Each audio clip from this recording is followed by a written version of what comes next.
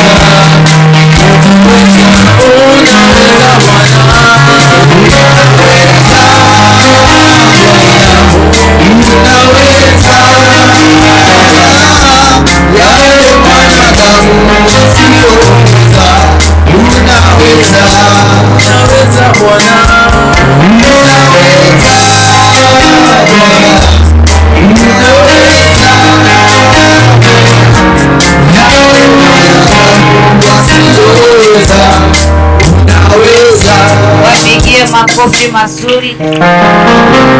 Amen. Vipawa vinachongwa ndani ya nyumba ya Bwana. Nakaribisha kwaya ya kanisa, kwaya ya Evangelical Jongo wanaposimama kuwakilisha kanisa. Karibuni wanakwaya, wanapomaliza wamama mnajiandaa enda haraka kukomboa muda. Kwaya, kama wewe ni mwana kwaya, karibu katika madhabahu ya Bwana. Baada ya kwaya, wamama tunajiandaa.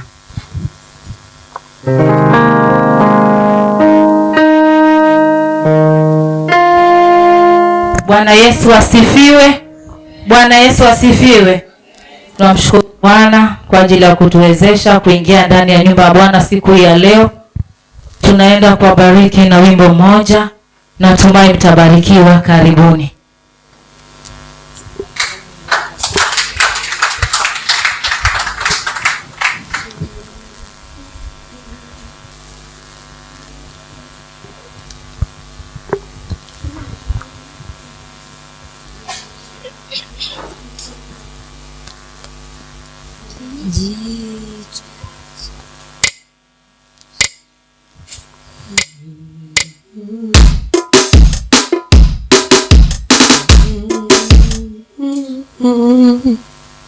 Bwana Yesu asifiwe.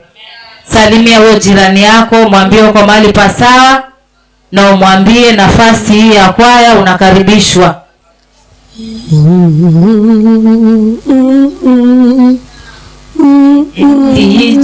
Kijito cha utakaso ni damu ya Yesu.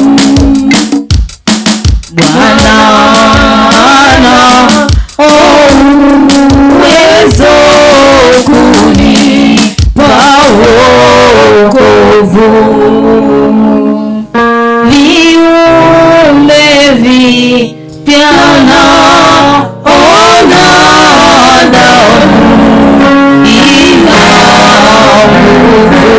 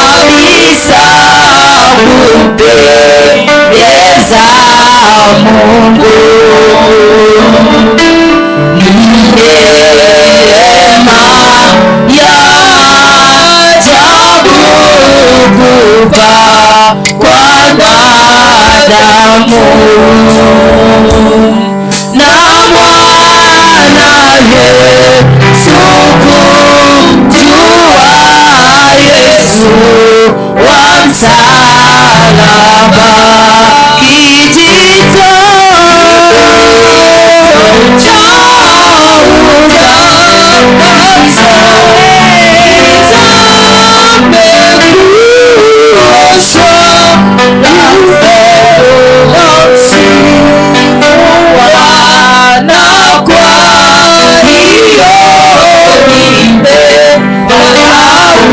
utakaso so kijito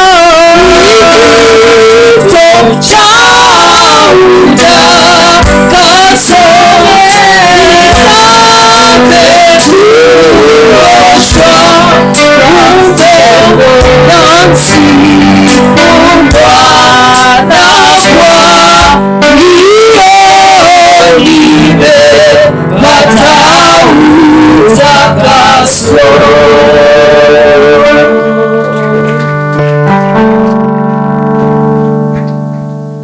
Pigia wanakwaya makofi mazuri, makofi mazuri kwa sababu ya kwaya ya kanisa.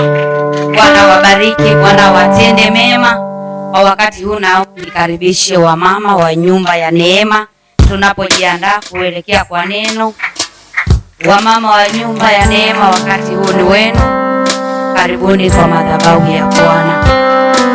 Vijana na wazee na watoto, pigieni wamama makofi mazuri wanapoinuka na kusonga kwa madhabahu.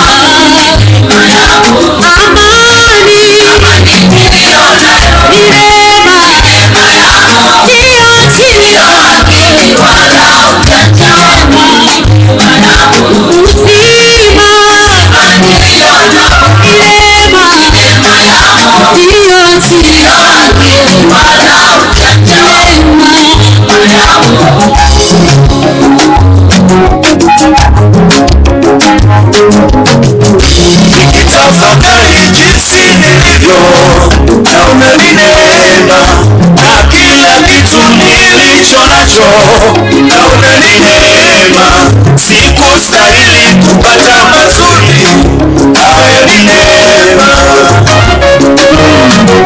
Neema ya Bwana. Ajali ile ile iliyoua wengi tumevuka salama.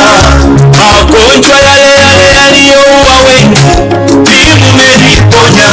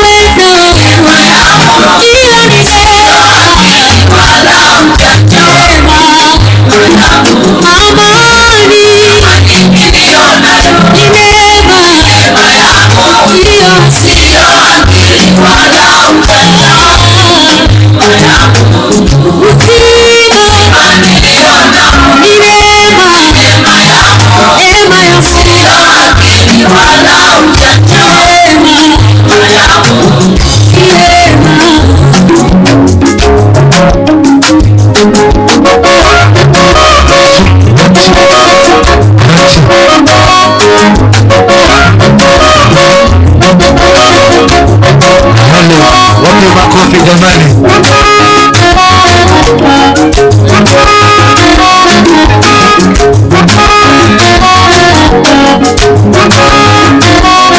Walipoweka ukuta tukapamoka kwa zile kelele za shangwe, walipozuia na maji tukapiga tukapita mahali pakavu, tulipouzwa utumwani tukajikuta tumeingia ikulu. Walipoweka ukuta tukapamoka kwa zile kelele za shangwe, walipozuia na maji tukapiga tukapita mahali pakavu, tulipouzwa utumwani tukajikuta tumeingia ikulu. Shimoni wakatutupa ili tuliwe na stima, kumbe tunaye simba simba wa kabila la Yuda. Shimoni wakatutupa ili tuliwe na stima,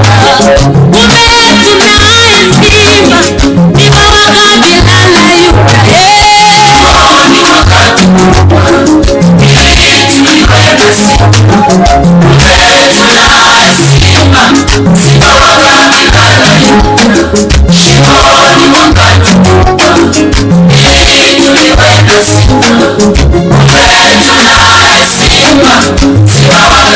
la Yuda.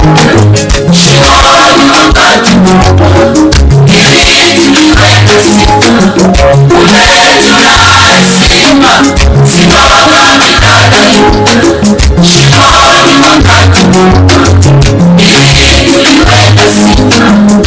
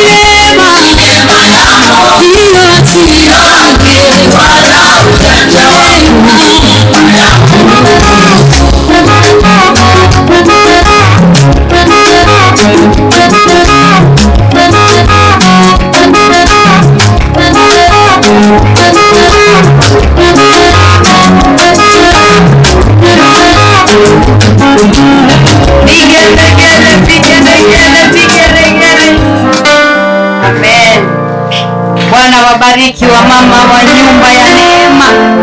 Hakika Mungu anawapeleka mbali. Amen. Ni wakati mzuri tunapoenda kusikia neno la Bwana. Naomba ukaweze kusimama kwa miguu yako mchana wa leo. Ukaweze kufungua kinywa chako, ufungue moyo wako. Ni kwa sababu ya kipindi ambacho ni cha neno. Wameweza kuandaa kwa sababu ya kila nafsi kaingia mahali. Amini ya kwamba kuna kitu Bwana ameandaa na hautatoka jinsi ulivyo. Sarenda maisha yako na moyo wako mbele za Bwana, ukamwambie Bwana, niko tayari mchana huu leo. Mbingu zinaponena Bwana, ukaweze kugusa moyo wangu, ukanene na moyo wangu, kamtumie mtumishi wako kwa njia kubwa jinsi ulivyokusudia. Baba, tunaomba ni kwa sababu ya Mfalme kila aliyeingia mahali hapa na matamanio yake, Baba yangu, akaweze kukutana na wewe Yesu. Hakika Jehova, leo kuna kitu nasi Bwana, tuko tayari katika meza yako. Wewe wako Bwana ni moto unao, wacha ukakeroa Bwana sasa. Shuka Mungu wa rehema, wacha ukawachilia kibali chako cha kipekee kipindi hiki cha neno, ili usinaponena zikaweze kuwa wazi. Wewe wako ni moto unao, mfalme wa amani. Tunatamani kusikia kutoka kwako Yesu, tunatamani kula katika meza yako, tunajisogeza mbele zako Jehova.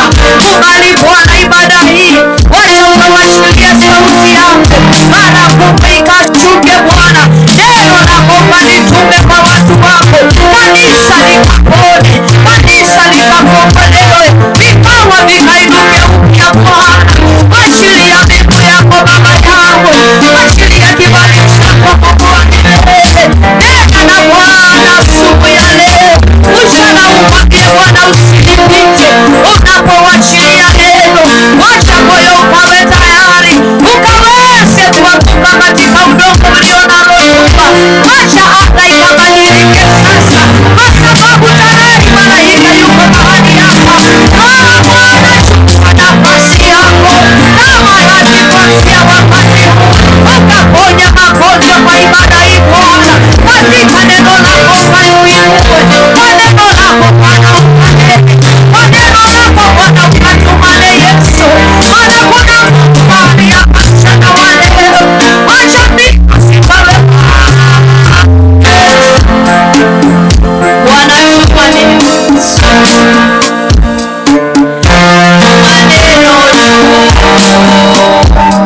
sema neno tu, sema neno tu, ili nipone. Sema neno tu, sema neno tu, sema neno tu, ili nipone. Bwana, sema neno, Sema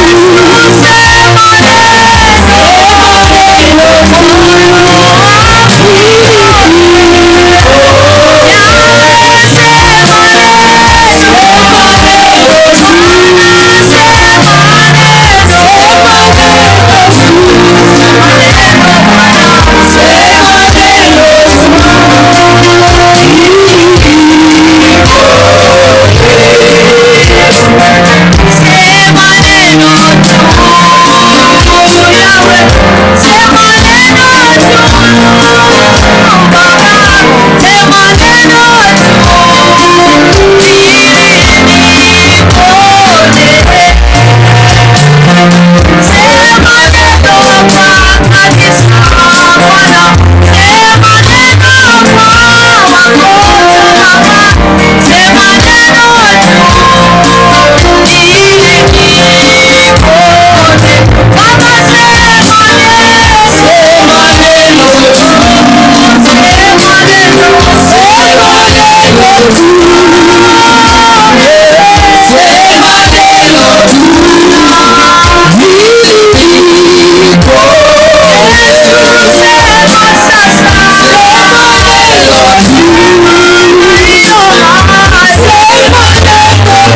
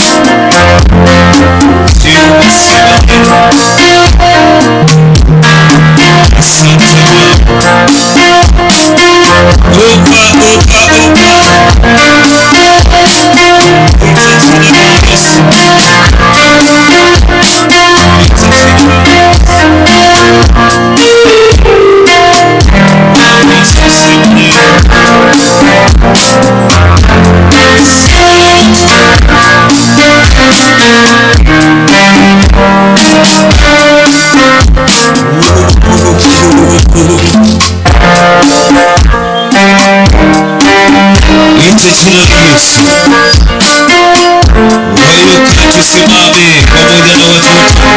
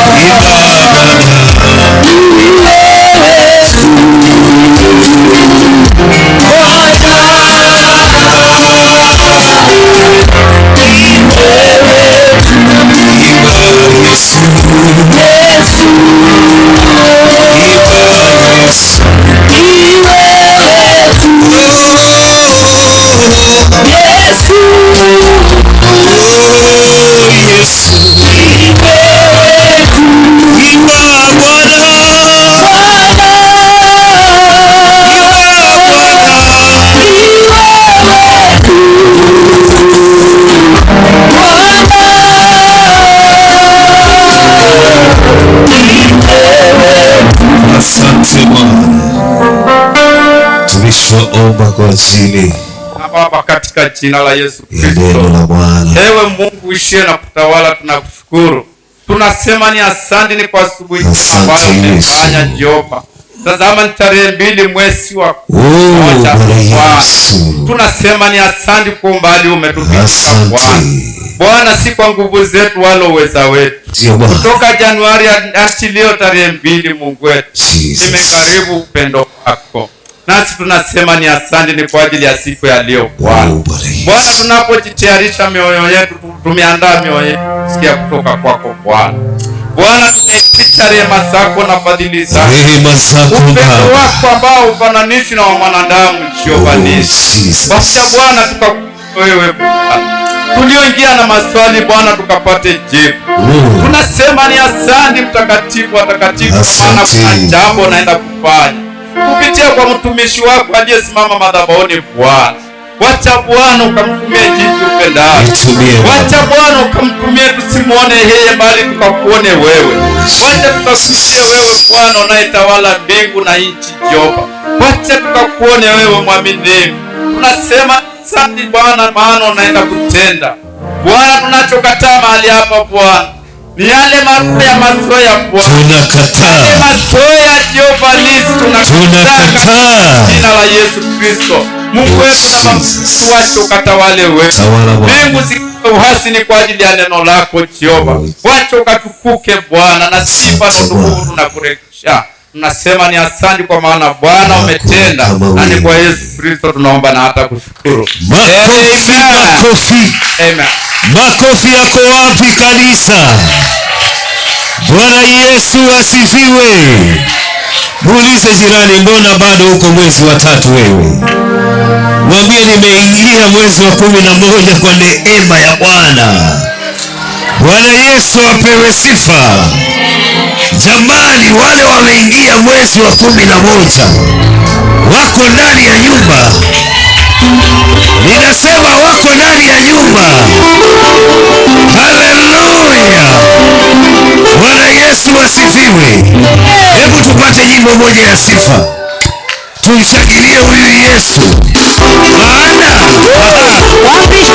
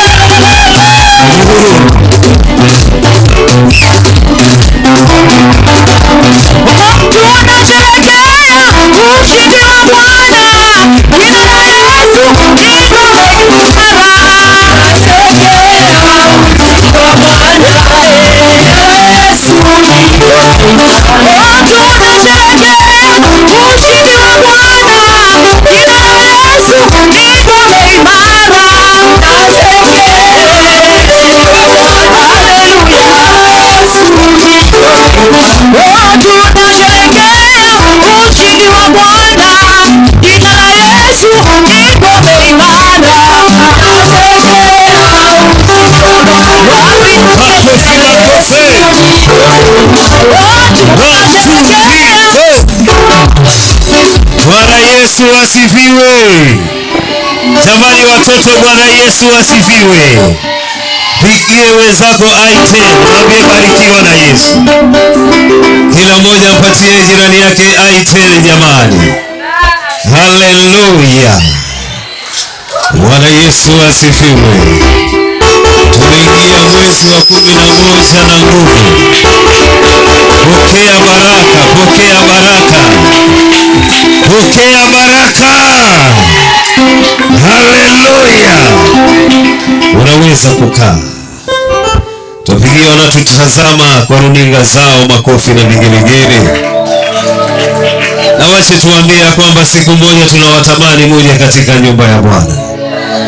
Maana Ana alipokuwa anachokorwa sana, aliendelea kwenda katika nyumba ya Bwana. Kwa nyumba ya Bwana kuna baraka. Bwana Yesu asifiwe.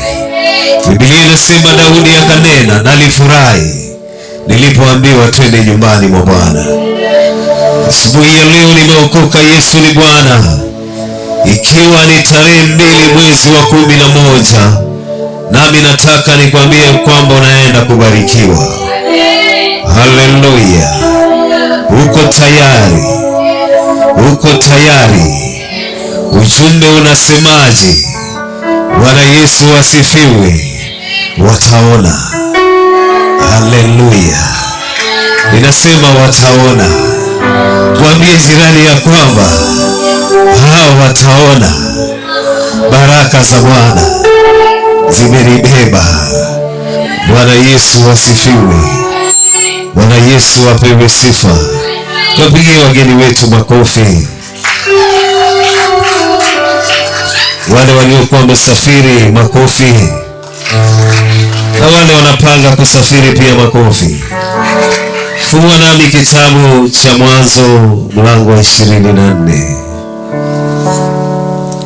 Mstari ule wa 30 hadi 36. Na tutasoma kitabu kingine cha Matendo ya Mitume mlango wa 3 mstari ule wa 9 hadi wa 10. Haleluya. Wacha niwezi kusoma kitabu cha Mwanzo. Umefika mahali hapo? Kama umefika jamani, sema amina. Na kama bado, sema jamani, niko njiani. Haleluya. Nataka nikwambie mtoto wa Mungu, Bwana anaenda kukuinua. Haleluya. Biblia inasema ya kwamba wale watu watatu walioingia katika nyumba ya Ibrahimu. Haleluya. Neno la Mungu linasema wakamuuliza Sara yuko wapi? Na Biblia inasema ya kwamba Sara alikuwa imani. Haleluya. Na wale jamaa ambao walikuwa ni malaika wa Bwana, ninaona wote kwa sauti moja wakanena ya kwamba masaa kama haya mwaka ujao Sara anaenda kupokea Isaka. Bwana Yesu asifiwe. Pengine mwaka wako ni leo, ni asubuhi ya leo. Nataka nikwambia kwamba unaenda kupokea. Na Biblia inasema lile neno liliweza kutimia kwa Sara akiwa katika uzee wake. Haleluya. Tuko masaa ya jioni. Tarajia baraka. Mwambie jirani, tarajia baraka. Mwambie tarajia baraka. Unajua siku ya leo ni lazima, amina, kuwa na tarajio kubwa ya kwamba unaenda kubebana. Huyu dada ambaye tunataka kwenda kuongea habari zake, Biblia inasema ya kwamba anaitwa Rebeka. Ilikuwa kila wakati anaenda mtoni kuchota maji kwa ajili ya familia yao. Haleluya. Lakini lakini siku moja, mwambie jirani, siku moja ambaye ni leo, kuna mtu alibebana na ngamia 10.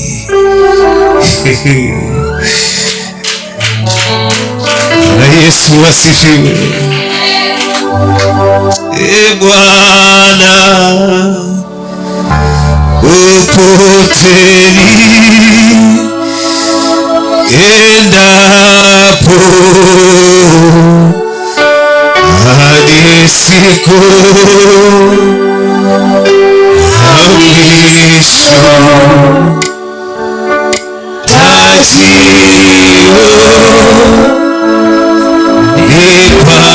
Bwana niongoze,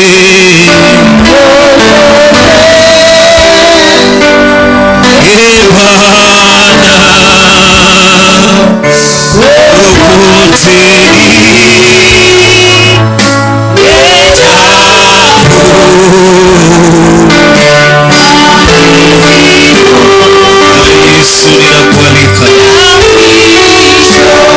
taji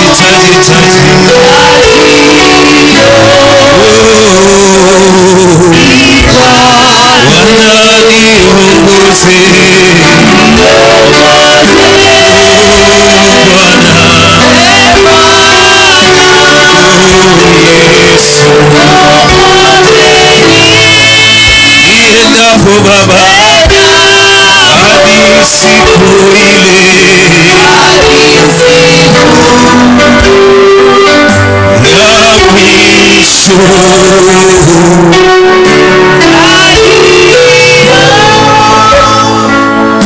ile ya mwisho, Bwana Yesu asifiwe.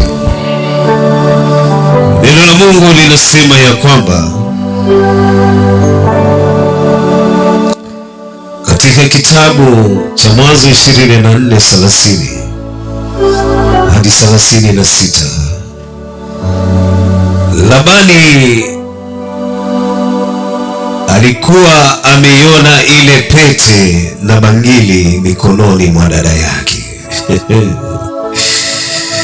Nasema wanaenda kuona baraka ambazo Mungu amekubariki.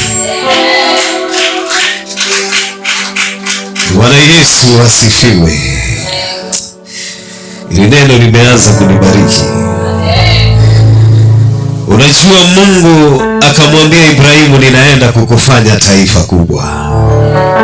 Haleluya. Na Biblia inasema ya kwamba mtumishi wa Mungu Ibrahimu alikuwa ni mzee na alitaka kijana wake Isaka apate mke. Haleluya. Neno la Mungu linasema ya kwamba akatuma mtu aliyekuwa katika nyumba yake, aliyekuwa mzee kumliko. Haleluya. Na akaweka baraka zote na mali yake kwa mzee huyu aliyekuwa mwaminifu.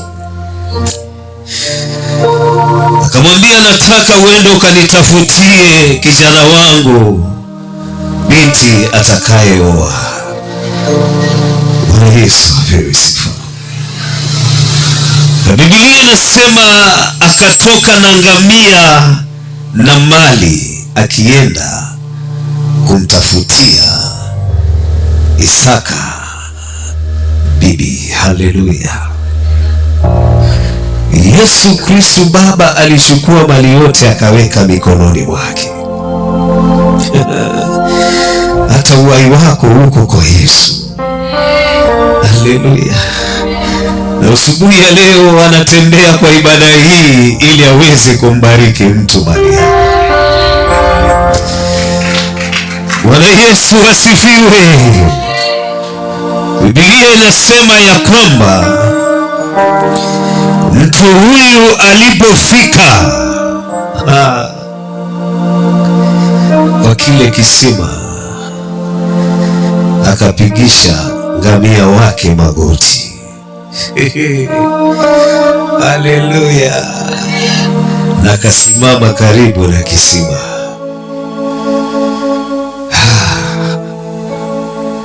akasimama karibu na kisima, na wale wanyama wamepiga magoti. Katika nyumba ya Bwana, mtoto wa Mungu, nyenyekea. Kama wanyama wanaweza kunyenyekea, laiti mwanadamu ni nani? Bwana Yesu asifiwe. Na Biblia inasema akawa anaomba akisema, kama kutatokea huyo binti, maana ilikuwa ni wakati wa jioni, atanipatia maji na anyweshe wale ngamia waliopiga magoti. Niongoze Bwana, niongoze Bwana. Kwa hiyo bado ninatafuta mtu atakayesema amina.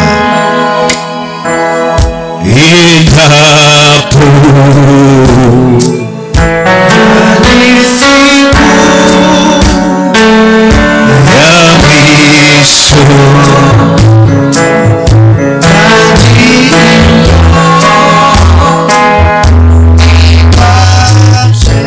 wacha nisome.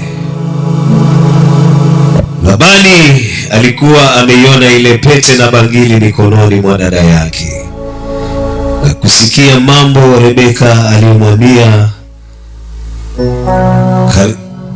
na huyo mtu. Lakini alimkuta yule mtu amesimama karibu na ngamia wake kando ya kisima. Weka alama hapo. Labani akamwambia, karibu kwetu wewe uliyebarikiwa na Mwenyezi Mungu, mbona unasimama nje?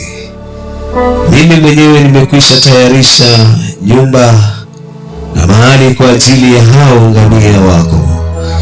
Basi mtumishi huyu wa Ibrahimu akaingia nyumbani. Labani akawafungua ngamia na kuwapatia majani ngamia wake, akampa yeye na watu wake maji ya kunawia miguu. Basi wakamwandalia chakula, lakini yeye akasema, sitakula mpaka niseme ninachotaka kusema. Labani akamwambia, haya, tuambie. Bwana Yesu apewe sifa. Nimesema Mungu alimwambia Ibrahimu, ninataka kwenda kukufanya taifa. Na huyu jamaa aliyekuwa ni mtumishi wa Mungu Ibrahimu, alipofika kwa kisima alisimama na ngamia zake wamepiga magoti. Haleluya. Na Biblia inasema Rebeka akaja na huyo jamaa akamkimbilia Rebeka, akamwambia, ninakuomba unipatie maji. Haleluya.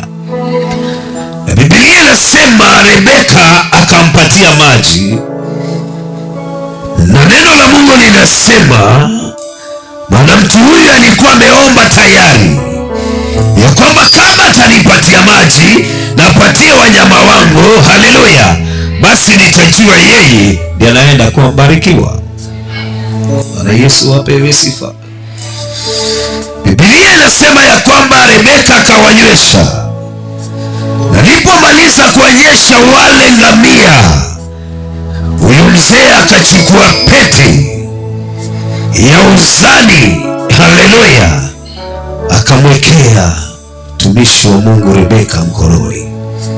Na Biblia inasema na akamwekea na bangili mikononi mwake. Nataka unipate. Haleluya. Mtu huyu alipomwekea Rebeka bangili na dhahabu, alimwekea mataifa mawili ndani ya tumbo lake.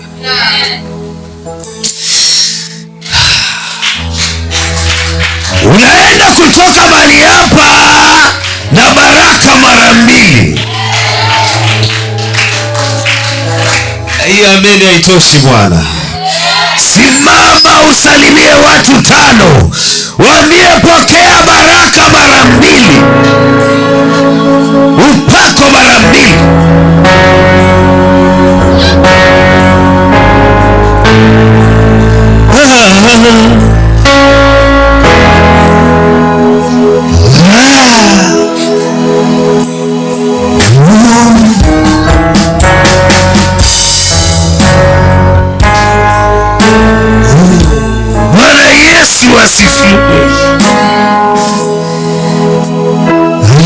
akachukua dhahabu, amina,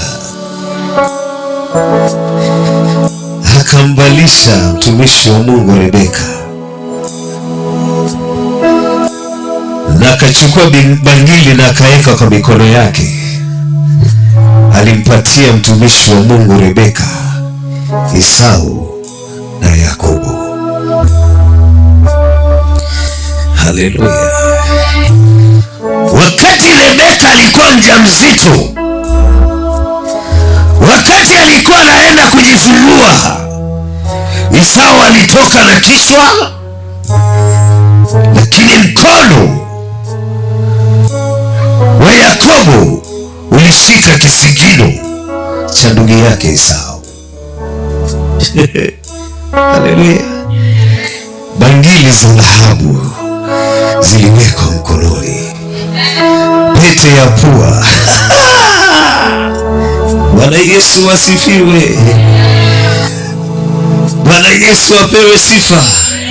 Vipuli vya dhahabu ziliwekwa masikioni. Labani alipoona, Biblia inasema ya kwamba jamani, akamtafuta yule jamaa aliyembariki dada yake. Ninaona katika ulimwengu wa rohoni, Labani alikuwa anamwambia dada yake, utaolewa lini? Ninaona watu wameambiwa ya kwamba watapata baraka lini, lakini nimekuja kukwambia kwamba unaenda kupokea baraka.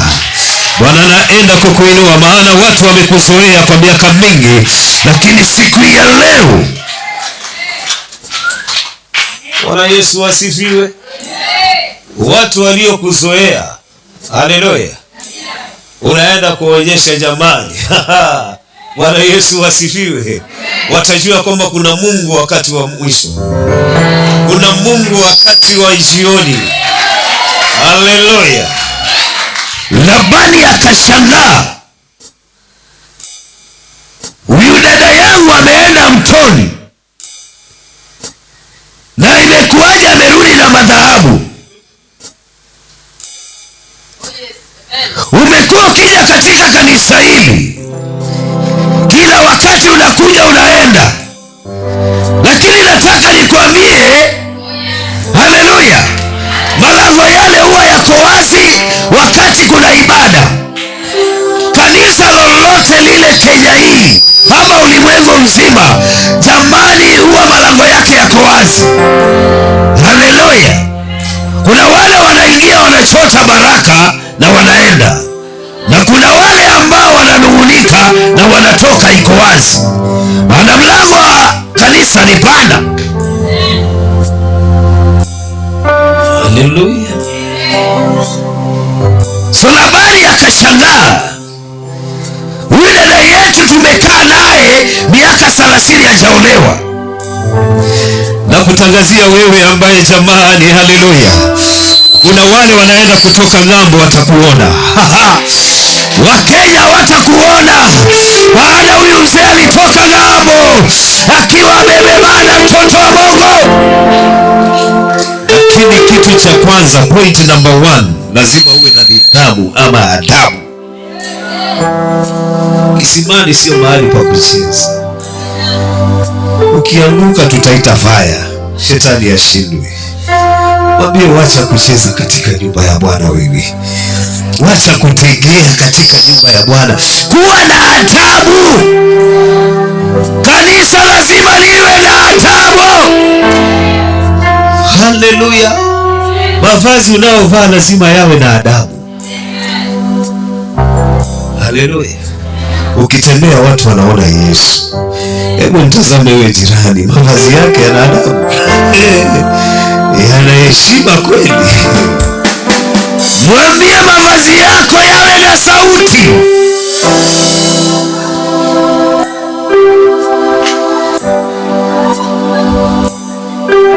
Mwambie maongeo yako yawe na heshima na adabu. Unajua kanisa tunatakikana Mungu atusaidie. Haleluya. Kuna baba mmoja alikuwa na majenzi wawili. Usinipige mawe. maana lazima turekebishe maneno. Kanisa kama litarekebisha, basi sijui ni nani mwingine atarekebisha, maana Yesu ndiye kanisa. Haleluya. Baba huyu alikuwa na mali nyingi. Amina. Na siku moja jenzi mdogo akaja kwake akamwambia, nipe urithi wangu. Kwa sababu baba alikuwa na shamba na mali nyingi, alikataa yule mtoto asiende. Lakini kwa sababu jenzi alimsukuma kwa ukuta, akampatia sehemu, sio yote. Sikia neno la Mungu. Jenzi akakimbia. Mtumishi wa Mungu, piga hicho kinanda. Akakimbia. Tumetoka na wewe mbali. Bwana Yesu asifiwe. Akakimbia akaenda kafanya anasa. Wanataka vitu vya rahisi rahisi. Hey. Wacha kuona watu jamani kwa simu kaona wanaishi maisha mazuri. Nenda watafute. Wanaishi kule Korogosho chini, tena nyumba ambazo hazina maana. Shetani ashindwe. Wewe endelea kushindana nao unaoangalia kwa simu, unakesha ukiwatazama. Nataka nikwambie, tafuta huyo mtu, angalie maisha yake vile yako. Ni hatari sana. Haleluya. Sasa huyu kijana akapewa, akaenda akafanya anasa, akaribu mali yote, na Biblia inasema akatamani kula chakula cha nguruwe. Naongea na vijana wangu, nataka munisikie, maana usipoheshimu madhabahu, usipoheshimu wazazi, yale ambayo nakuambia jamani, Bwana Yesu apewe sifa. Kuna kijana mmoja si mbali hapa, nikawa napewa na story yake. Wazazi wake waliweza kujenga magorofa, na hawa vijana walipoona wazazi wameenda, yani wamelala, yani wamefariki, kwa sababu walikuwa sio watoto ambao haleluya, wakusikia wazazi. Walikuwa watoto ambao wanachukulia kila kitu ni rahisi. Waliuza zile gorofa na leo wanatembea barabarani, wanasema pale ile ilikuwa ni nyumba yetu. Shetani ashindwe. Ninakusihi kijana, sikia wazazi na sikia watumishi wa Mungu. Na wewe baba, ninakuomba, ninaongea na viongozi pia, wacha kuuza shamba la watoto. Usifanye vijana wakasirike. Ninakuomba hilo shamba lihifadhi. Ninaongea jamani na viongozi, usifanye jamani vijana wakawa na hasira wakati wanaona mashamba yanauzwa. Bwana Yesu asifiwe. Wanajiuliza urithi wetu utakuwa wapi? Huyu baba katika Biblia akuuza ile ardhi. Mtoto wake aliporudi alipata sehemu yake. Makofi na vigelegele. Haleluya. Tumishi wa Mungu Yakobo na Esau hawakuchoma mali ya baba yao, babu yao Ibrahimu. Haleluya. Bali walihifadhi na wakaendelea kubarikiwa. Haitakuwa vizuri watoto wa Mungu, vijana wetu tuchome taifa letu kwa sababu, haleluya, Bwana Yesu asifiwe. Ninaombea viongozi tuweze jamani kuweka rasilimali zetu sawa, ili watoto wetu wapate kazi, watoto wetu waweze kupata kuajiriwa. Haleluya, watoto wa Mungu. Na vijana pia, usikubali kuchoma taifa lako ama nchi yako ama mali ya baba yako uuze.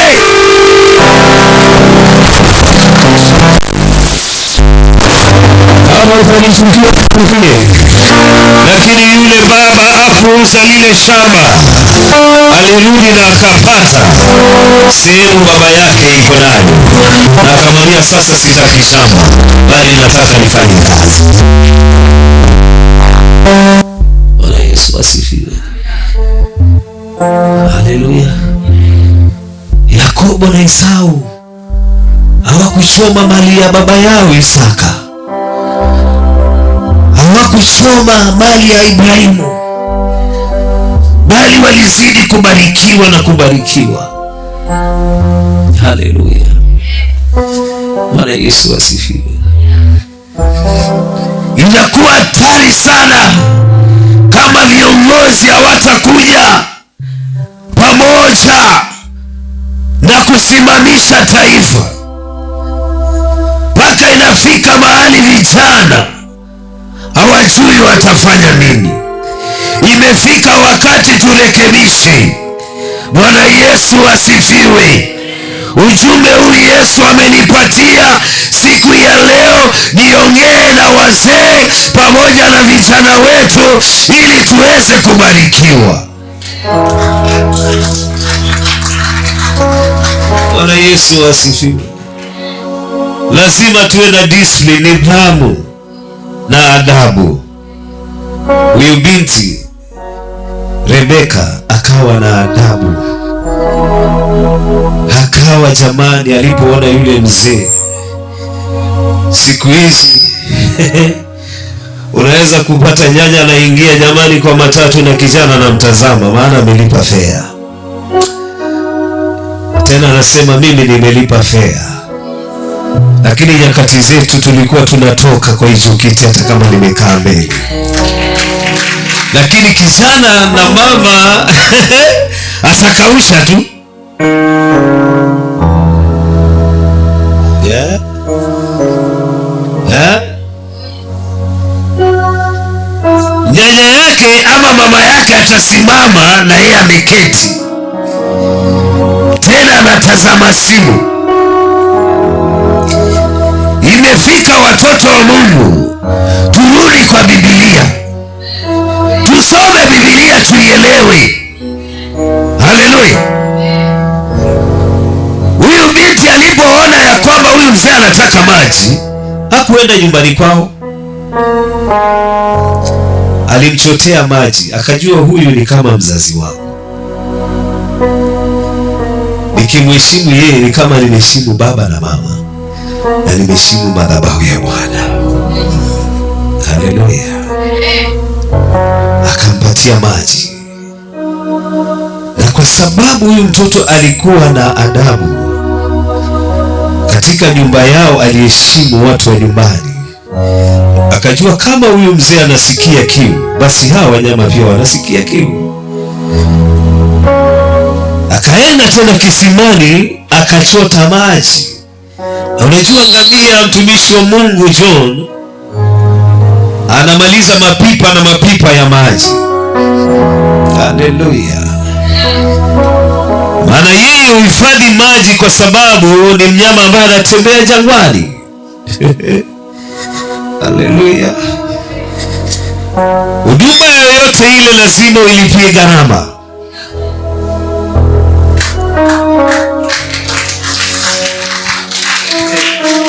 Na vile jamani mmenyamaza nimewapata, maana injili inaingia sawa sawa. Haleluya. Lazima ulipe gharama ndio upate thawabu. Yule mzee alipoona vile Rebeka amefanya, aliingia mwenyewe kwa mfuko akatoa dhahabu. Wewe unataka jamani upewe tu vitu bila hata kufagia nyumba, bila hata kuosha nguo. Unataka uje kanisani kama kumekuwa kusafi kwa sababu wengine wamekuja wamesafisha.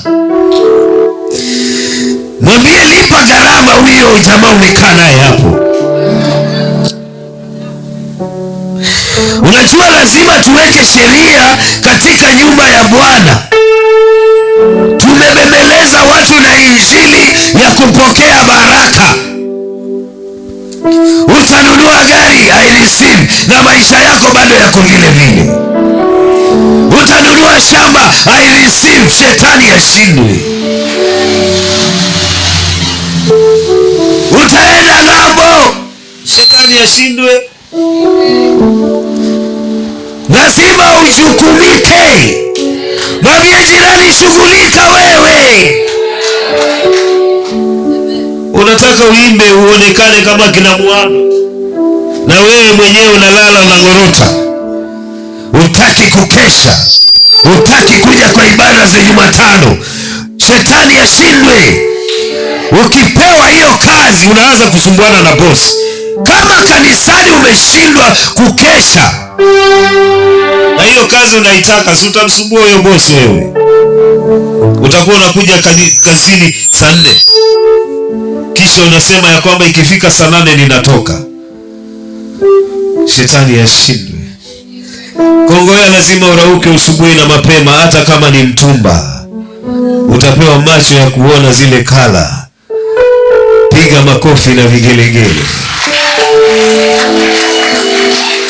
Huyu binti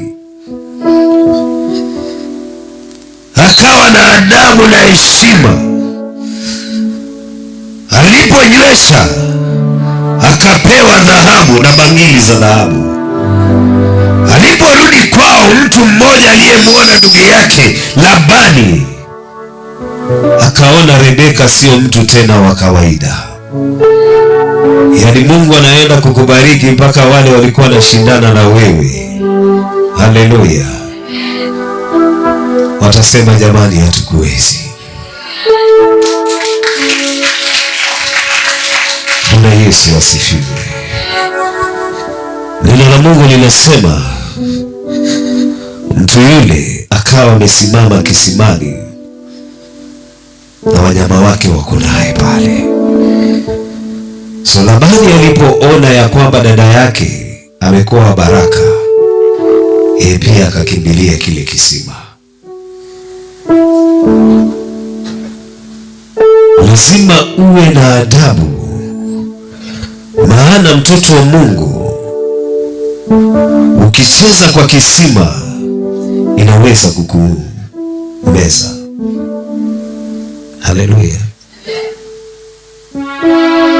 Bwana Yesu asifiwe. Unaweza kuvuta maji badala ya uvute maji, na jamani, ile maji unavuta ikakuvuta wewe. Kwa hivyo haitakikani ulale mahali pale. Haleluya. Haitakikani ucheze mahali pale. Bwana Yesu apewe sifa. Na Biblia inasema mtumishi wa Mungu huyu aliyesimama mahali pale. Amina. Haleluya. Kabla ya Rebeka kwenda, neno la Mungu linasema Rebeka akamwambia, kule kwetu kwa nyumba yetu kuna majani mengi, hawa wanyama watapata malisho mahali pale. Bwana Yesu apewe sifa. Siku zote unapotaka kubarikiwa, lazima uwe na neno ndani yako na uwe na akiba ya maombi. Bwana Yesu apewe sifa. Lazima namba 2 weke nadhiri ya kusoma neno la Mungu. Amina. Kwa nini uweke nadhiri? Unasema ya kwamba bila Biblia hakuna kula chakula mahali hapa, hakuna kunywa chai mahali hapa.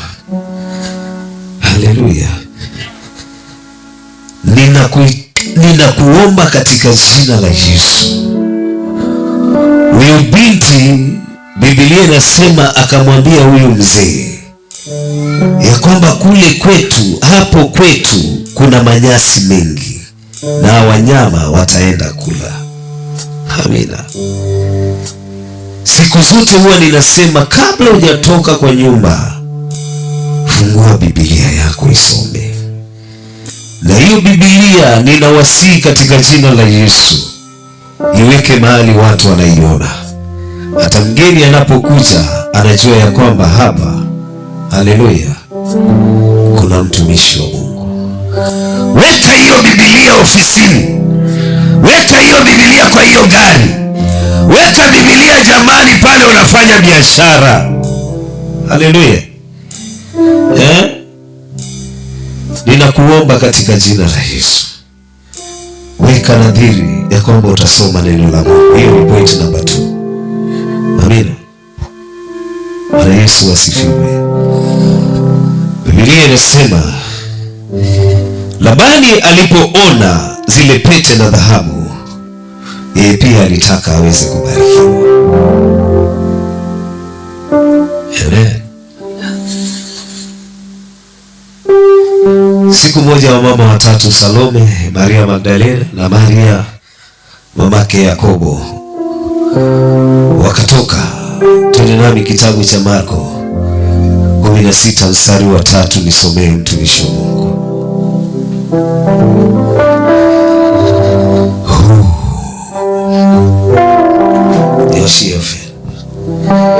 Nisomee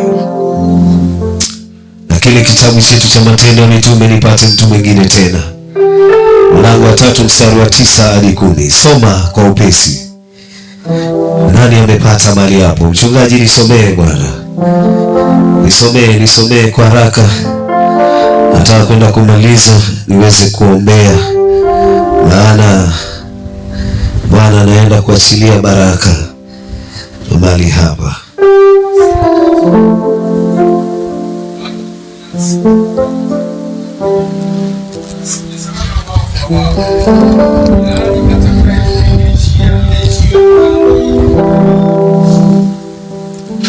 Endelea. Kijana alikuwa amekimbia shapeana mic pale.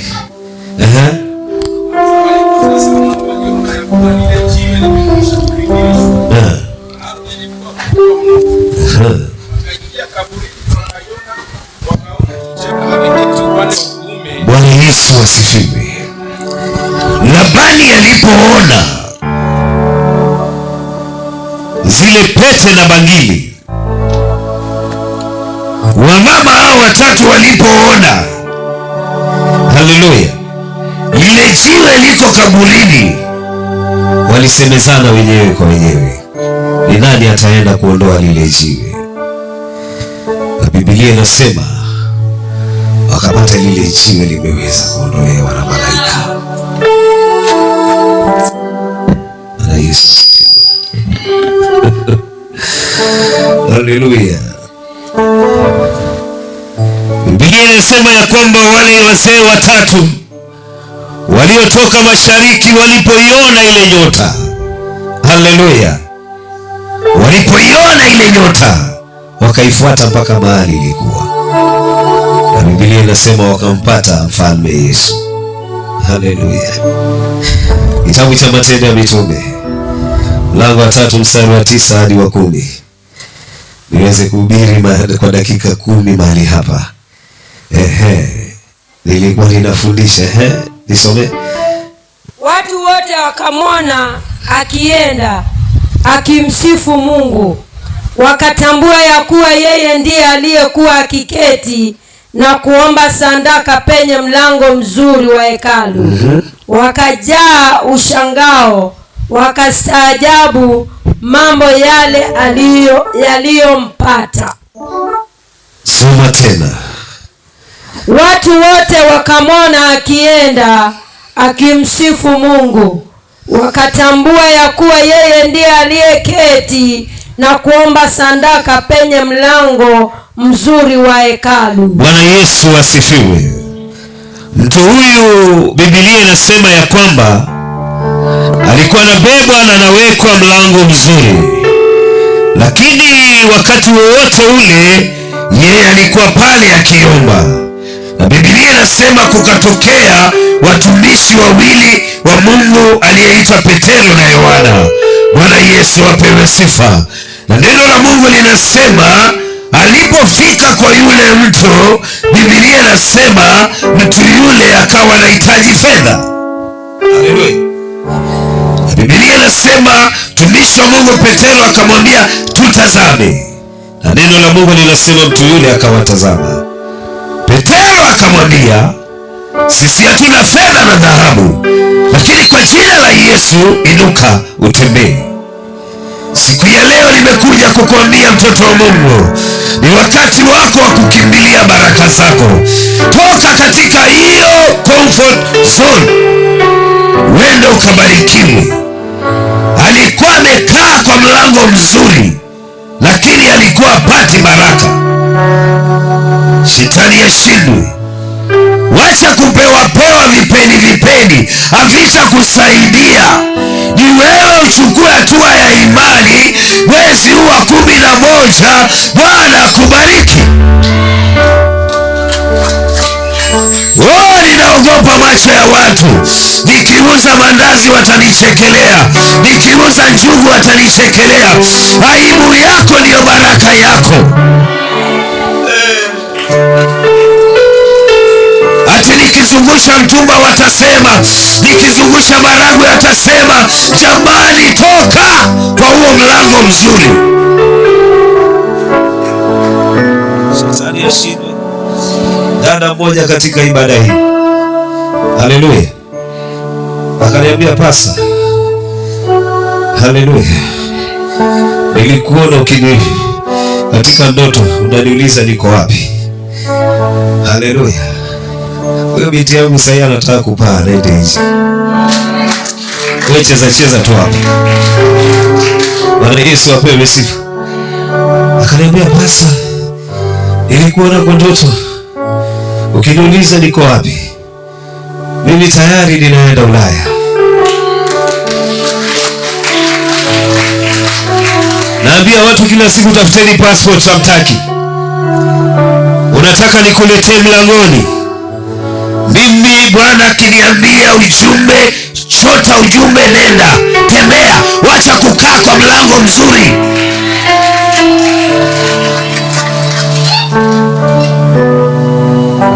Na wakati Bwana anakubariki, jamani, kumbuka madhabahu. Tunahitaji kuweka chuma mahali hapa. Haleluya. Usiende jamani, haleluya, ukakaa ukasema sasa situmani hela. Bwana Yesu apewe sifa. Kama Rebeka angeweza kunywesha wale wanyama, kila wakati alikuwa anakaa kwao, anaambiwa na Labani, wewe kila wakati ni kutekateka maji hapa. Kama wengine wanaambiwa, jamani, wewe unaenda kwa ile kanisa saa yote ya mabati, nenda kila wakati, na tuone lolote unaleta kwa nyumba. Nataka nikwambie ya kwamba Bwana anaenda kukushangaza. Bwana anaenda kukushangaza. Bwana kubariki sana. Bwana mgusa huyo mzee. Mateso ambayo umekuwa nayo, kuna watu wa faraja watasimama na wewe. Bwana Yesu apewe sifa. Haleluya. Biblia inasema huyu mtu akawa anatazamia kupewa. Haleluya. Mwambie jirani, wacha wewe mambo ya kupewa vipeni. Utavikula na vitaisha, na utaenda tena pale jamani, mlango mzuri umalizane na. Unajua mlango mzuri ni chooni. Hapo ndio mahali unakaa, unatoa. Shetani ashindwe. Mwambie jirani, sitaenda kwa mlango mzuri, lazima niende nipigane. Wajua mlango mzuri ni mahali pa kutoa dada, mke wangu jamani. Bwana Yesu asifiwe. Haleluya. Ninakuomba katika jina la Yesu, wacha kulilia watu kikaa mlango mzuri. Hebu soma tena.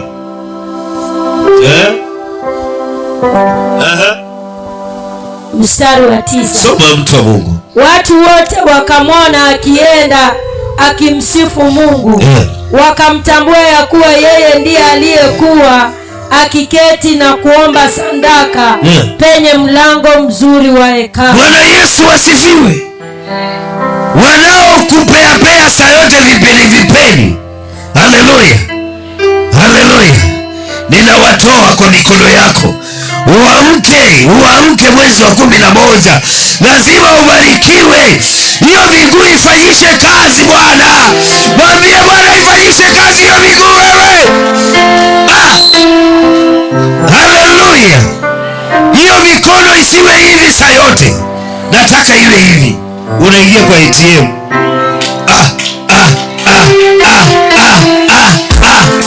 pokea miujiza katika jina la Yesu. Haleluya.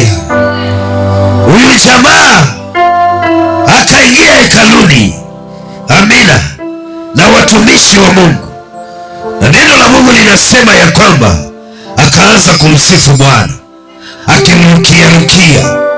Lile baraka Bwana atakubariki nayo, haleluya, ilegeshe, umpatie Bwana utukufu. Ilegeshe watoto wa Mungu. Ninakubariki kwa jina la Yesu. Mwezi wa 11 na 12 ikawe baraka.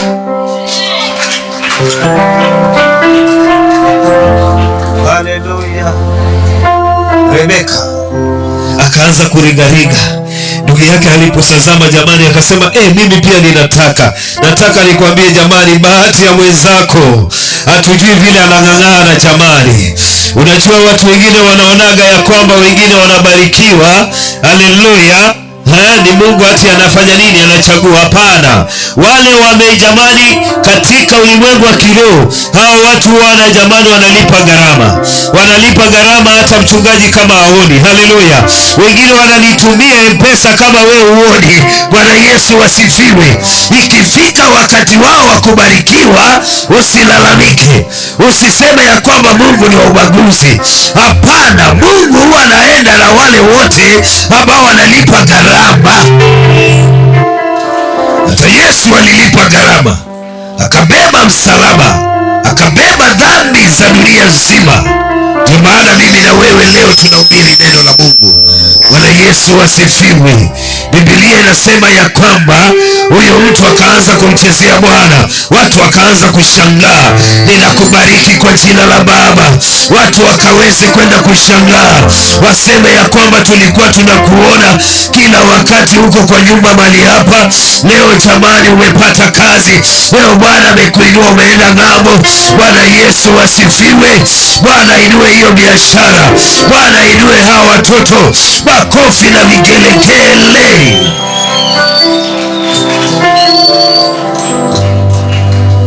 Bwana Yesu asifiwe.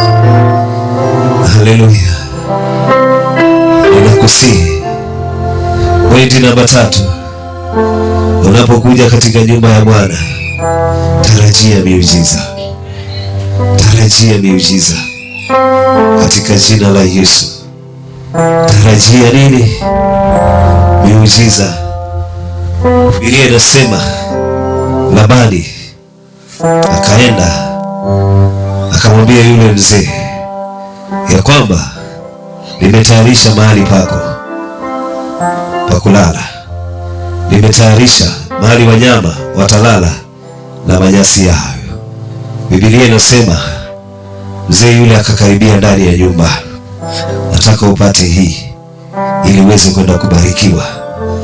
Biblia inasema yule mzee akaandaliwa chakula na watu wake wakanawa mikono. Haleluya. Labani akaenda akawafungua wale wanyama. Haleluya. Akawafungua, maana walikuwa wamefungwa. Ni jukumu lako wewe ufungue wengine. Wakati unapata neno mali hapa, neno tangaza hilo neno kwa wengine. Tangaza kanisa lako vizuri. Tangaza mchungaji wako vizuri. Bwana Yesu apewe sifa. Jamani, jivunie ya kwamba uko na mtumishi wa Mungu ambaye ni wa kweli. Haleluya. Ambaye yuko na neno la ufunuo Yesu ameweka ndani yake. Biblia inasema mtu yule alipokaa kwa meza, haleluya, akasema sili. Akasema sili. Soma hapo.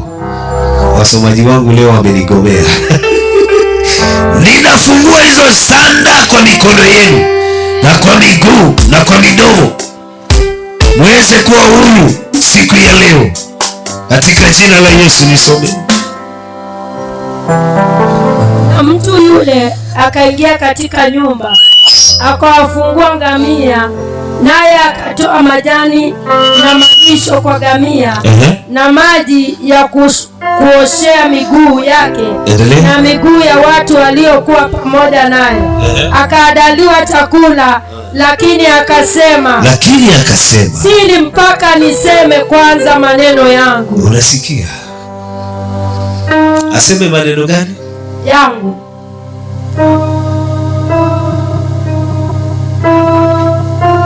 Soma tena hapo bali.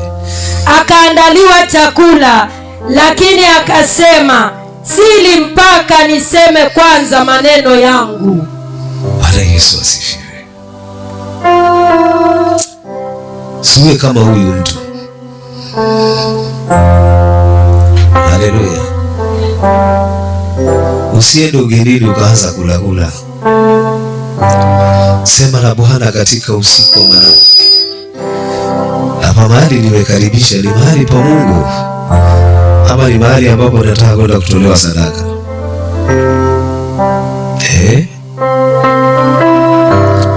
Ninakuomba uwe na desturi ya kibibilia. Fundisha watoto wako habari za Mungu, hata wakati wanaenda ugenini, hata wakati wako nyumbani. Unajua hii sheria baba aliweka na mama aliweka. Kabla tujakula tunazima TV, simu zote tunaweka.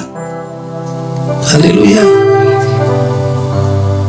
Mgeni anapokuja, kama yeye ni mtu wa kula bila kuomba, wanaambia hapa kwetu hapana, tunazima runinga kwanza na simu zetu tunaweka kando.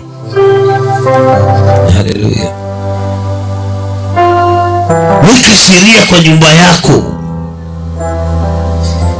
Mgeni amekuja leo Jumapili, mwambie jamani, ninakuacha hapa, nimeshapika kila kitu, wewe ingia bafuni uoge, ninaenda katika nyumba ya Bwana.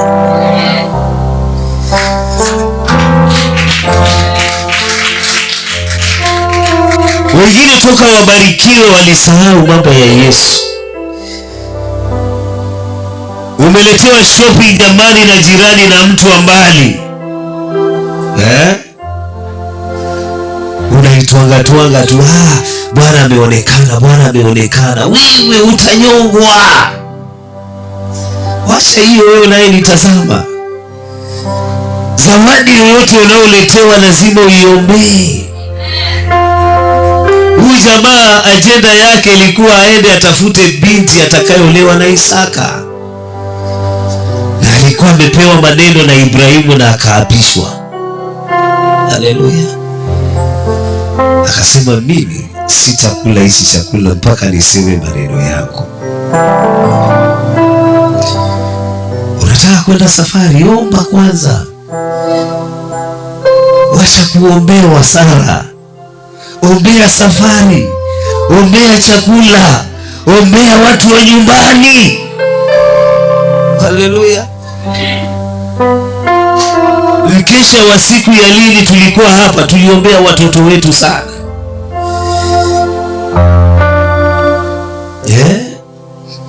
Tuliombea watoto, adui asiwachukue, maana sisi ni familia moja ya Jesus Evangelical.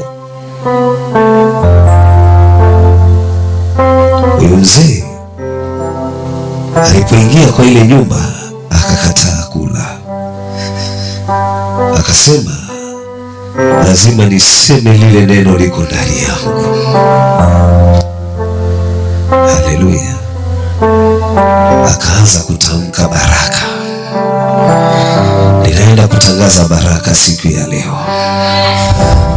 Akatamka baraka, akasema vile Ibrahimu amebarikiwa na mali nyingi na Bwana amemfanya taifa.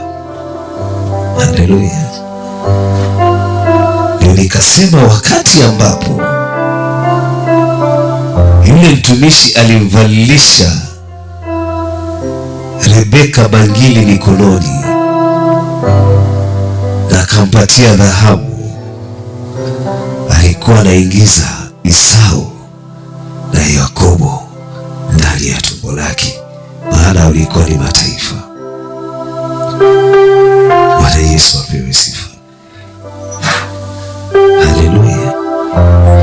Ndio maana leo mataifa yanaita jina la Yesu.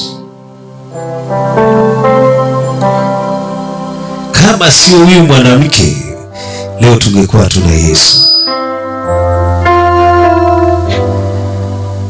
Bwana Yesu apewe sifa. Huyu dada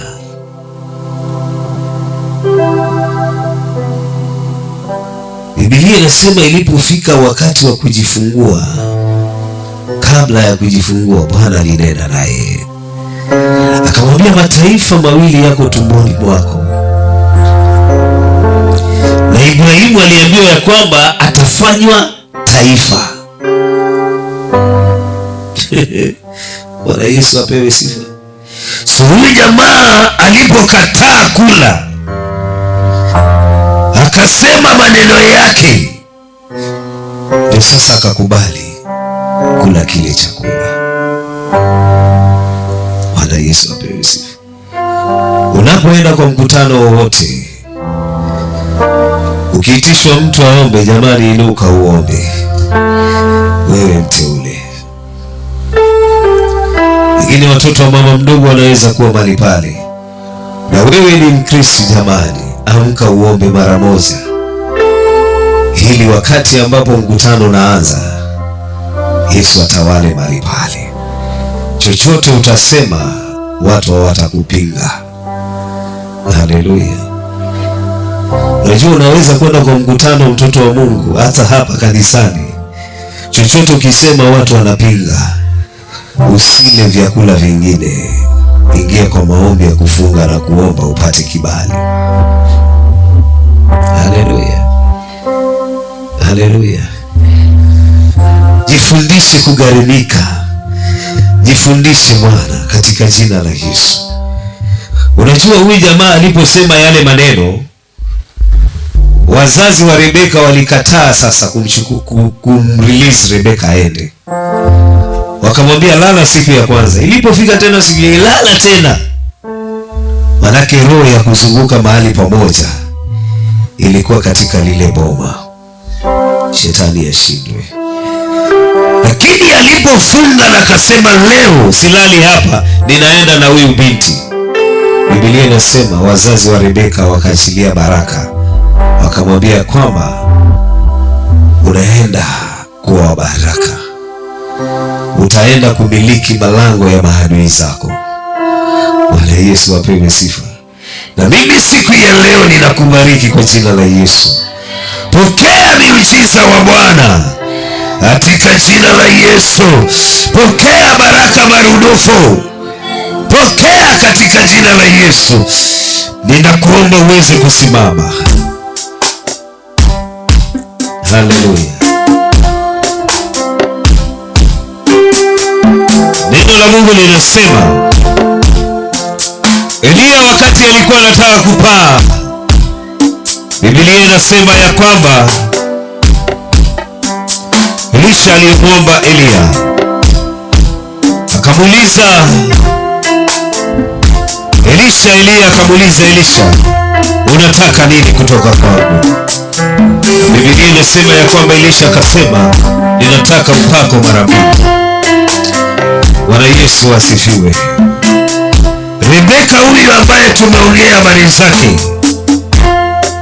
kijana wake aliyeitwa Yakobo, ambaye alikuwa amemshika Esau miguu yake. Haleluya. Maana mikono ya Rebeka ilikuwa imewekwa bangili mikononi mwake na huyu mzee. Yaani anaenda kuwa na mataifa mawili. Mtumishi wa Mungu Yakobo alikuja akajaliwa na watoto 12. Nataka upate huo ufunuo. Haleluya. Mpango wa mtumishi wa Mungu Yakobo ni Mungu ndiye alikuwa amepanga. Haleluya. Wakati aliweza kuzaa watoto 12.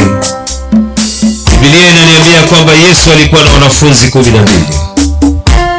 Mwaka uko na miezi 12. Nataka nikwambie unaenda kumaliza vizuri mwaka huu. Haijalishi miezi iliyopita umekuwa jamani omba. Kuna miujiza ambayo Bwana anaenda kuachilia mchana wa leo. Milango ambayo Bwana anaenda kukufungulia siku ya leo, hakuna mwanadamu atafunga. Bwana Yesu asifiwe. Anza kumwomba Bwana. Itisha vile Elisha aliweza kuitisha upako mara 2 kwa mtumishi wa Mungu Elia.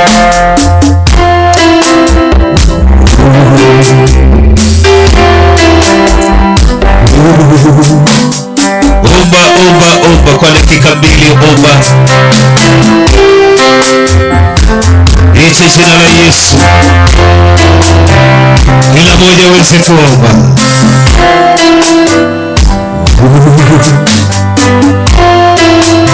Nachotaka ni wewe tu. Nachotaka ni wewe tu.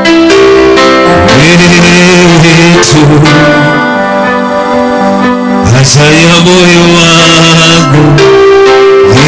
Yesu tu. Haja ya moyo wangu Yesu tu. Nachotaka mimi, nachotaka mimi wewe tu. Nachotaka ni wewe tu.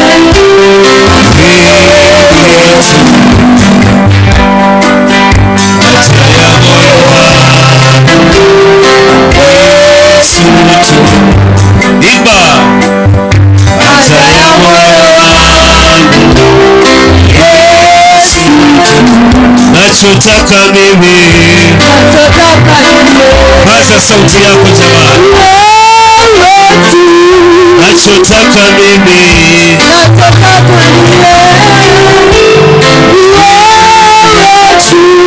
haja ya moyo wangu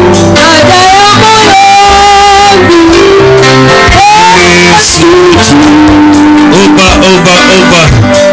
Mwambie Yesu, wewe ndio haja ya moyo wangu. Ninakuomba katika jina la Yesu. Omba. Mwambie Bwana, nimeingia mwezi wa 2. Ninakuomba Jehova Nisi ukanibariki. Niite jina la Bwana.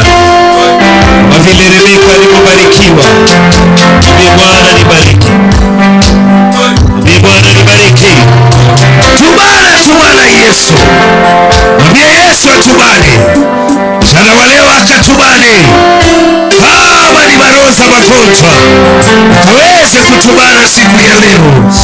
Akatubane, akaondoe kila magonjwa, kila mabaya, kila roho ya ufukara.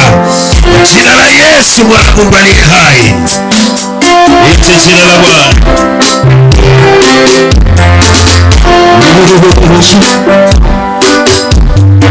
Hakuna kama mimi.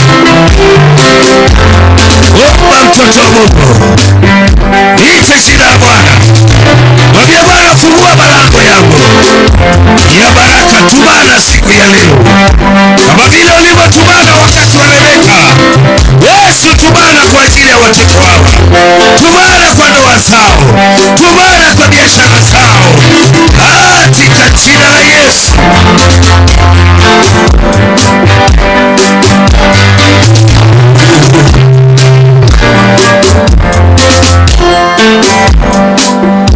Bwana nibariki.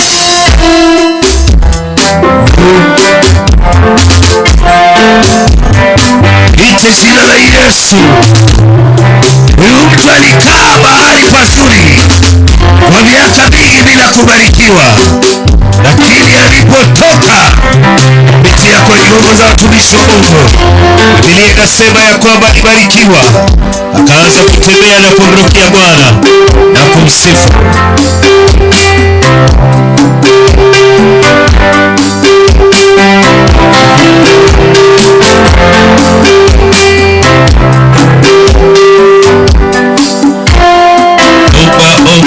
Omba.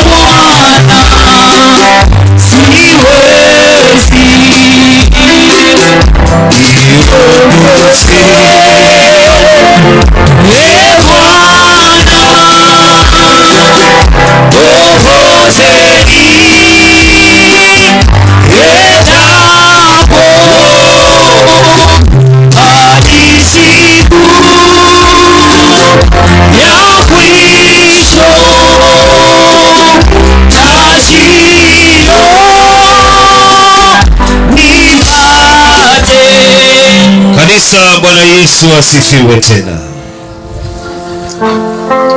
Usiku wa leo Bwana akanionyesha ya kwamba kila uchawi na uganga umeweza kuteketea, na watoto wa Mungu wanaenda kubarikiwa na kuinuliwa, maana kila kuta na kila uchawi wote umeweza kuteketea, na Bwana amefungua malango ya baraka.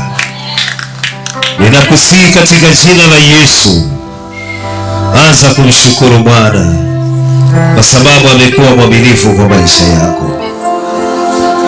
Amekupigania vita vikali sana, ambayo wewe mwenyewe ukifunguliwa macho uweze kuona, utashangaa ile joka lilikuwa limewekwa tayari likumeze. Bwana ameweza kuliangamiza kabisa. Unaenda kuona mkono wa Bwana.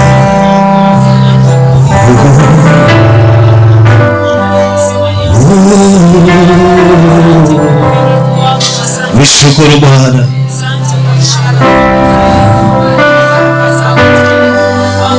Alipo Bwana.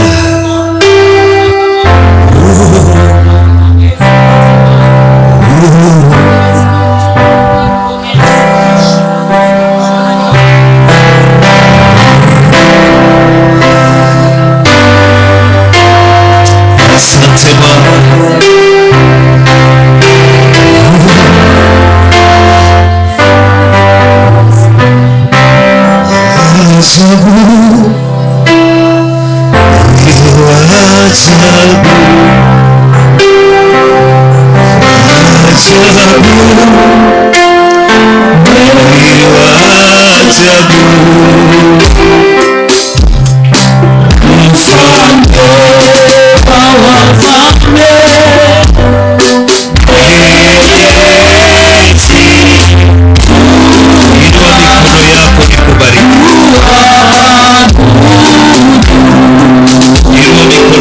Kuelekeza kwa madhabahu ya Bwana.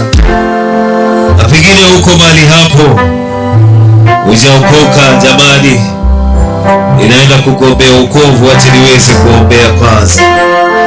Katika jina la Yesu, sema Bwana Yesu, Bwana Yesu, ikiwa ni tarehe 2 mwezi wa 11, Bwana Yesu, ninakuomba siku ya leo hadi mwisho wa mwaka huu, hadi mwisho wa mwaka huu, Bwana Yesu, tembea nami, tembea nami, uniongoze,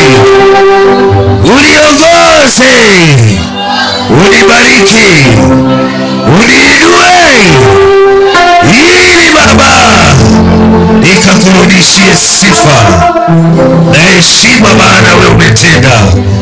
Bwana Yesu, ninakushukuru kwa sababu ya umbali umeniwezesha nimefika hadi leo. Ninajua Yesu utavuka nami ng'ambo ya pili mwaka 2026. Baba, utakuwa pamoja nami.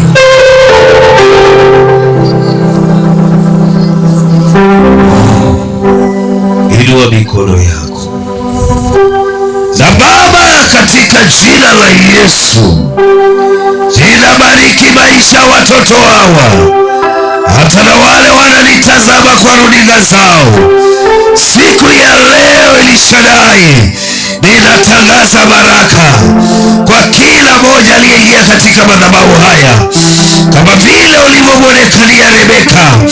Nami Bwana ninatangaza baraka. Jehova nisi, katika jina la Yesu ninawaombea ukawabariki marudufu. Ninatangaza baraka mara mbili. Popote utaenda, baraka za Bwana zikawe mikononi mwako, zikawe wazi, ukazichukue kama vile mtumishi wa Mungu Ibrahimu alimchukua yule mwana-kondoo aliyeshikiliwa na miiba. Baba, ninawatuma kwa baraka kwa biashara zao, wakabarikiwe kwa kazi ya mikono yao, wakabarikiwe na kwa afya zao, wakaweze kupata baraka za uponyaji.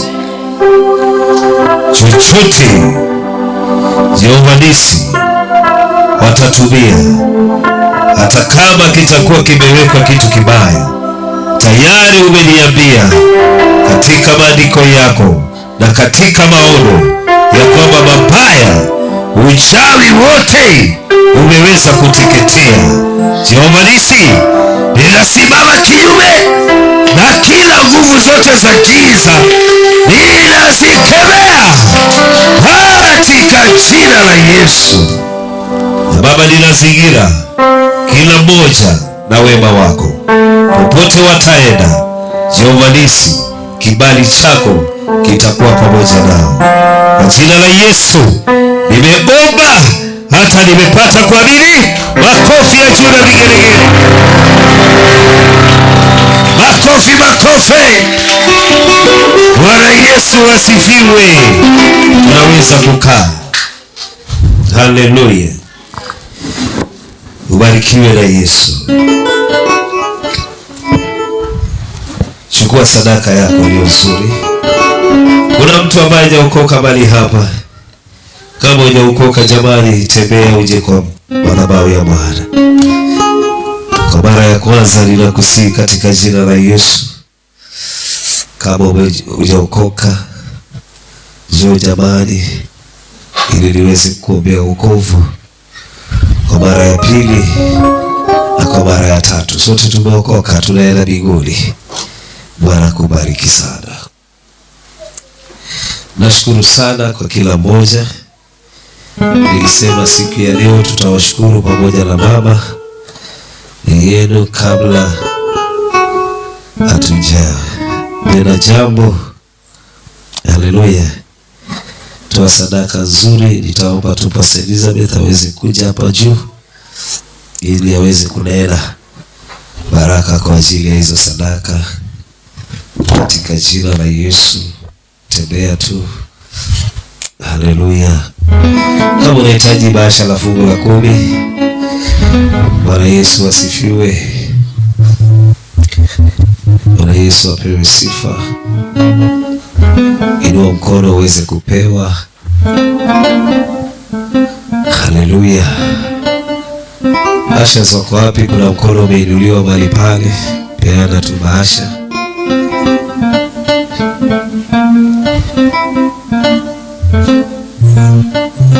Inua mkono wako juu ili mtumishi wa Mungu aweze kubariki.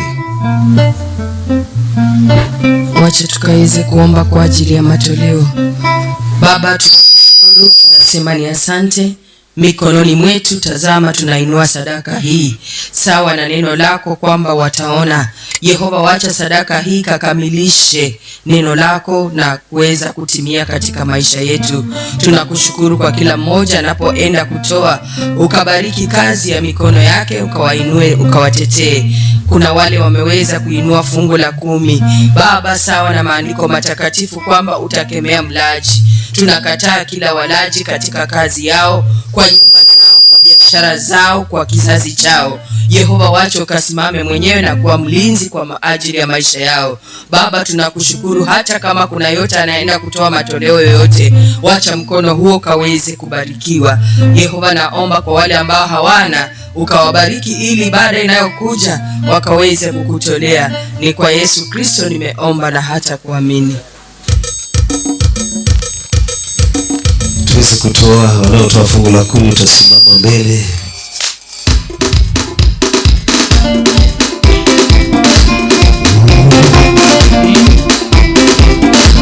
Hakuna kelele. Wanaotoa fungu la 10 utasimama.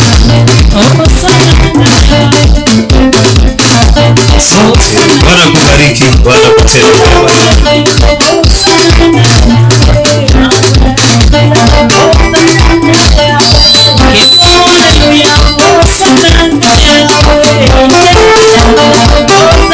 wema wa Bwana na fadhili zake ziambatane nawe.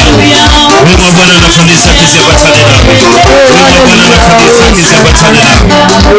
Baba, katika jina la Yesu ninabariki mtumishi wako aliyeweza kutoa sadaka na malisa. Wacha Bwana ukaweze kubariki na kuinua. Jina la Yesu nimeomba na nimepata. Bwana Yesu asifiwe. Ninaenda kwa upesi, maana tunaenda kuwa na mkutano na viongozi. Ninashukuru tena kwa ajili ya kila moja. Haleluya. Kwa ajili ya kila moja aliyekuja kwa ibada. Nami ninakutangazia kwamba watu wataona umebarikiwa. Haleluya. Wataona. Wale ambao walikukataa, wale ambao jamani walikuonea, wataona Bwana amekubariki. Baada ibada hii ninaenda kuwa na viongozi wote. Haleluya. Bwana Yesu asifiwe. Kanisa nimekuwa nikisoma. Bwana Yesu apewe sifa. Na tarehe 22 mwezi huu ambaye tumeingia, nitakuwa ninavalishwa kofia. Ewe jamani.